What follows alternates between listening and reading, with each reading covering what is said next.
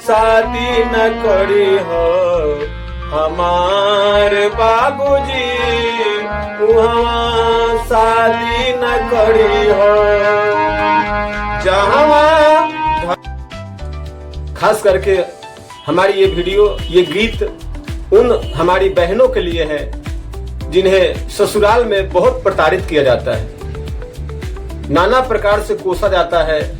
पति भी प्रताड़ित करते हैं, सास भी करती है, ससुर भी करते हैं, ननद भी करती है, गोतनी भी करती है, सभी लोग उसको प्रताड़ित करते हैं। उन बहनों के लिए हमारा ये वीडियो है और उन बहनों से मेरा आग्रह है कि हमारी वीडियो को जरा देखेंगे, सुनेंगे और आशीर्वाद के रूप में लाइक, शेयर, सब्सक्राइब करेंगे।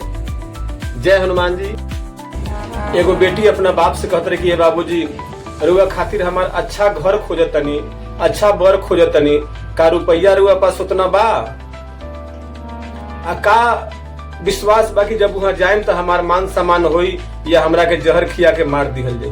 बेटिया कहत रही कि ना, ऐसा परिवार में हम शादी ना करेंगे। बाप से कहत रही बेटी भैया अच्छा लगे तो आशीर्वाद के रूप में सब। धन के लोभी होखे परिवार बाबूजी, जहाँ धन के लोभी होखे परिवार बाबूजी, वहाँ शादी न करी हो हमार बाबूजी, वहाँ शादी न करी हो जहाँ धन के लोभी होखे परिवार बाबूजी, जहाँ धन के लोभी होखे परिवार बाबूजी, वहाँ शादी न करी हो हमार।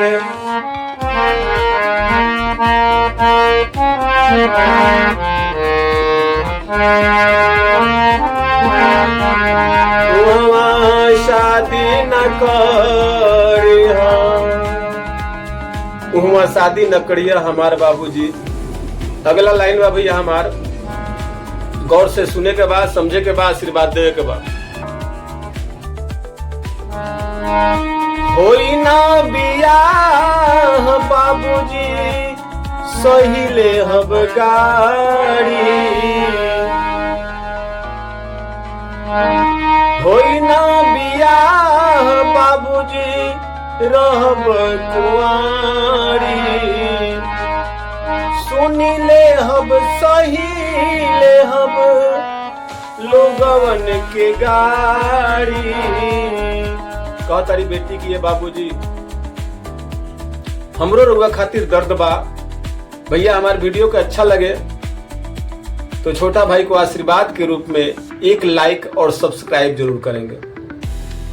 बस यही आपसे मेरा आग्रह है।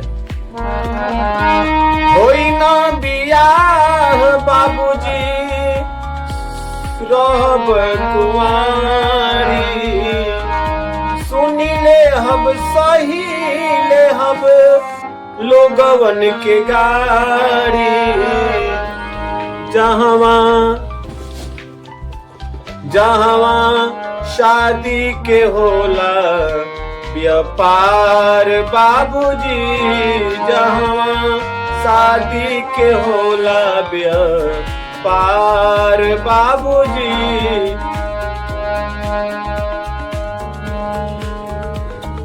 वहाँ शादी न करी हो हमार बाबूजी, वहाँ शादी न करी हो। बेटी कहता रहे कि वहाँ शादी ना करी है हमार बाबूजी। कहला एक तो दहेज द, ऊपर से तहार बेटी जब जइहे ससुरारी तो सास के बात सुना, ननद के बात सुना, गोतनी दियादिन सबके बात सुना। खटत रह, केहू हमारा बारे में पूछी ना, हमार दर्द के केहू समझी ना। बाप से बेटी कहत रही। अगला लाइन में भैया अच्छा लगे तो भाई को आशीर्वाद के रूप में बार बार मैं कह रहा हूं कि एक लाइक और सब्सक्राइब करके हमारे वीडियो को शेयर करेंगे। मुझे भी तो लगे कि इस छोटा भाई का वीडियो आप बड़े भाई के पास जाता है और अपना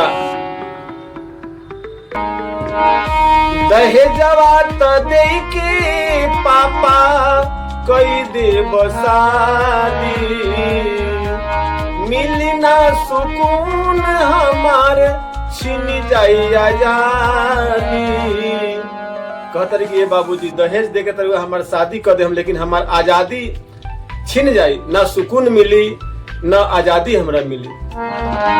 दहेजवा त दे के पापा कई देव शादी, मिली ना सुकून हमरा छिन जाई आजादी। राही राजकुमार करी हो विचार बाबूजी, उहवा करी हो न शादी हमार बाबूजी। जहवा शादी के हो खेला व्यापार बाबूजी, जहवा शादी के होला व्यापार बाबूजी, उहवा शादी न करी हो हमार बाबूजी, उहवा शादी न करी हो।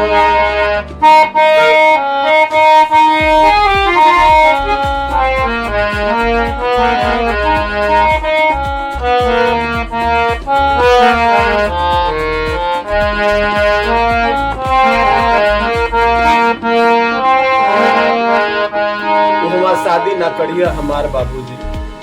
कैसा लगा ये मेरा वीडियो, जो हर बेटी बहन के लिए ये संदेश मेरा है।